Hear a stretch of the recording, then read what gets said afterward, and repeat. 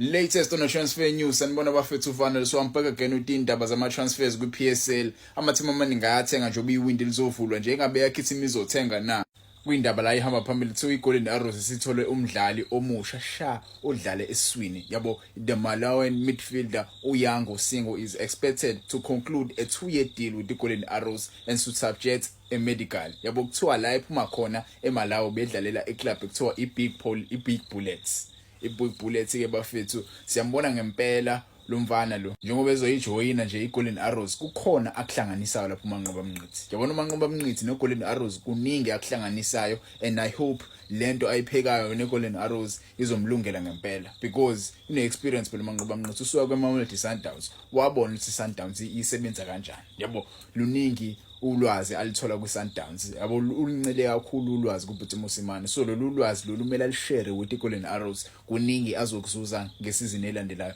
I hope ke iGolden Arrows yenza kahle maybe fike top 4 maybe fight for ileague maybe I'm just being too yabo ambitious to say bafathe for ileague but ke unolwazi Manqoba Mnqithi akwazi ukwenza lokho neGolden Arrows kwezinye izindaba iMagesi FC isipromote abadlali ababili abadlala kwiDDC yabo okubani okumalwandla Makamo noLetelo Mobi alabadlali ke bafethu ba expect ukuthi badlale kahle next season kuze iDDC ijwayele upromote abadlali vele abadlalayo yabo kuyangijabulisa ukubona amathimi amaningi epromoter ama young talent abo because ijwayele ukubona ukuthi ama young talent asijayele kwabona kuBetway Premiership so a promoter maseya loanwa yabo ayise mhlambi le ku-NFD but ke iMagesi FC izofollow amathimi amaningi adlala la kuBetway Premiership abanje ngo-Orlando Pirates amathimi manje ngo-SuperSport amathimi manje ngo-Stellenbosch yabo amathimi la ajwayele ukupromoter abadlali from iDDC yabo kwezindawo afethu iOrlando Pirates wants a right club for uRelebohile Mofokeng iOrlando Pirates ngeke izime endleleni Mofokeng ngifuna ngizwe kahle bafethu abantu abaningi ngiyabeza bithi Orlando Pirates izokwenza lokhu eyakwenza kuTeko Modise izokwenza lokhu eyakwenza kubani kuThembinkosi Lodge cha Orlando Pirates ngiyenze leyo nto uMofokeng uneminyaka emihle kakhulu to play overseas Mofokeng nje eneminyaka emihle kakhulu nje Orlando Pirates ithi cha ngesimo endleleni yakhe umfana but umfana une talent elihle kakhulu njobe netalent elihle kakhulu asikwazi ukubukela uMofokeng eyodlala eEurope engajoyini between the top 4 leagues yabo nyazi phela iEurope awu 4 ama league aphezulu yes he may go mhlambe kule league le yaseBelgium le khona abo Chandra Campbell wenza kahle lapha yabo neBelgium lapha iClub Brugge but iOrlando Pirates ibona ukuthi bona good enough to play in a big 4 yabo so yena umjida kumele iteam ezofika kuyena ilethe imali yangempela iplayer value kumele ikhokhele uOrlando Pirates so kuzoba between iclub nomdlali ukuthi ba decide ukuthi yipi team ayijoinayo kwazi wila mahemhem ukuthi uOrlando Pirates ike yanqaba uMofokeng ukuthi ayephesheya yabo ubaba uMofokeng une stress but ike Orlando Pirates ayimile endleleni yakhe uMofokeng kuneteam yase-Israel emfuna noMofokeng but ke Orlando Pirates doesn't think it's the right time for uMofokeng ukuthi ayojoin iteam edlala le-Israel Orlando Pirates believe ukuthi between the top 4 leagues umfana uyadeserve kuyakhona Premier League ke Serie A La Liga and iBundesliga yabo lawo ma league lawo oyi4 Orlando Pirates ya believe impela ukuthi umjida mfethu ilevel yakhe ilapho standards okudlala kwakhe uMofokeng yabo amathi kumele asuke lapho memfuna impela uMofokeng but ke we will see mhlawumbe maybe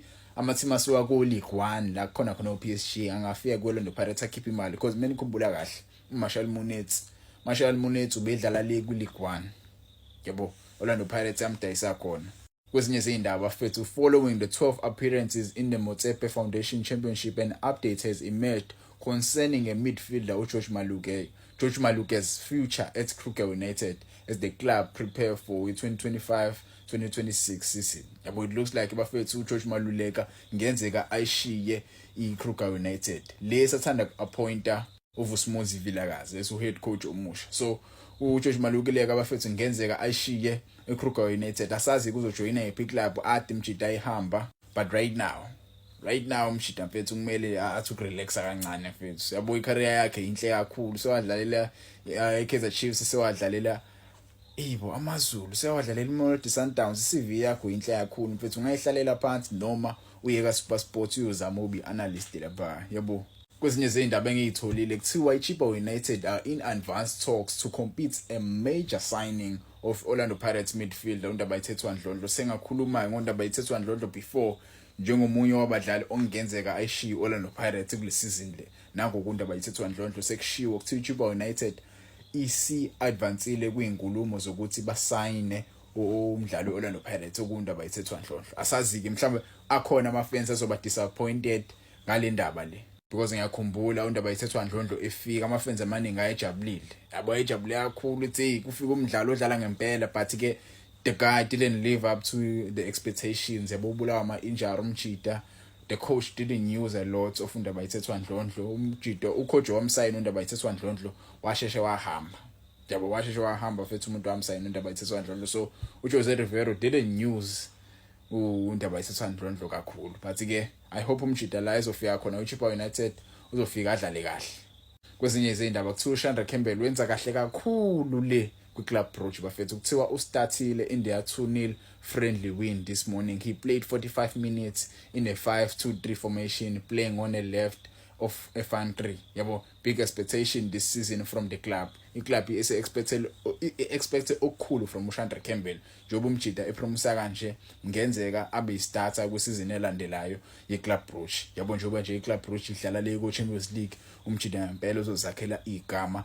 Mhlawumbe akhona ama-team aku-League 1, mhlawumbe akhona ama-team ku-Premier League angamsayini umjida, mhlawumbe akhona aku-Bundesliga even ko-La Liga. So uShandra Campbell uyazakhela igama leku-Club Brugge e-Europe. I hope ke uHugo Broos uyambuka lo mfana lo. Angambukeli phansi. uShandra Campbell is a big talent. Yabo ama-talent amaningi la South Africa kumele ngabe siyawabukela.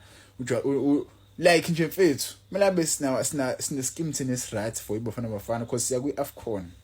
Njengoba kwi-AFCON nje abadlali abanje angimele sibabukele phansi. Bakhona nabadlala leko MLS yabo ohlongwane mfethu but ke esidlule kohlongwane bafethu nasi isininda bengitholayo kuthiwa iRichards Bay FC is interested in signing Junior Dion. uJunior Dion ke bafethu is striker lesi sathana kushiya amaZulu FC but ke iRichards Bay FC ifuna ukusayina another striker. Menikhumbula kahle ke iRichards Bay yasayina istriker okubani okugabhadini umhango lo bisuka le Marumo Gallants. Yabo Marumo Gallants imchithile umjida but ke Orlando Pirates izosayina not Orlando Pirates njalo iRichards Bay FC izosayina uJunior Dion. Asazi ke noma ideal izosebenza yini.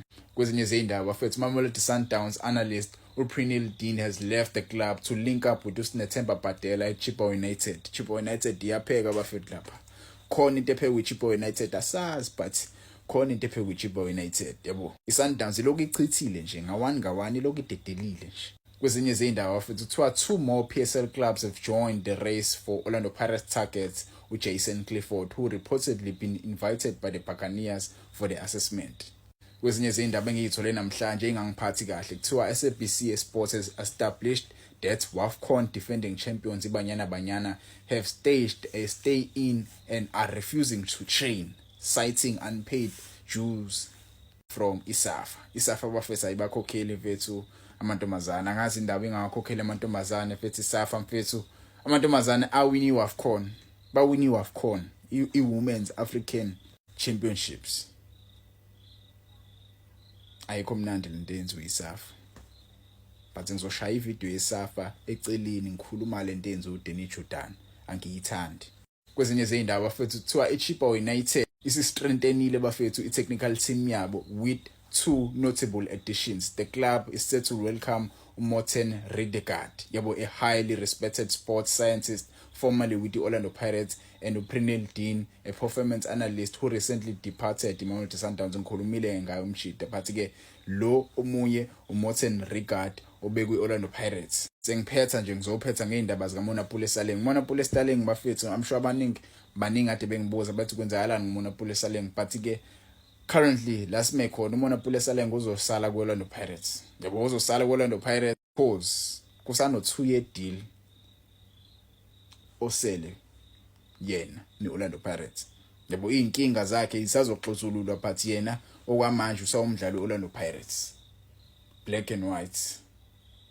once and